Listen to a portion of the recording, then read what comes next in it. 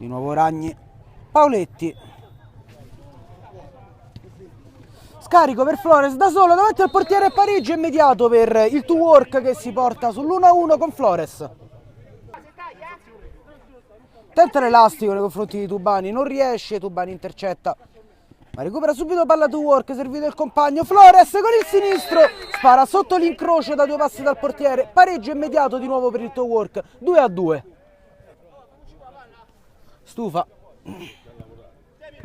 lancio lungo per il compagno, ma capisce tutto Pauletti, solo davanti al portiere con il destro in sacca per il 3-3 del two work. Pauletti in contropiede ha trafitto il portiere, riesce a girarsi, ci riesce ora, allarga per Pauletti, supera il diretto avversario, tenta la puntata, ma che bel gol di Pauletti che di punta manda sul 5-3 il two work.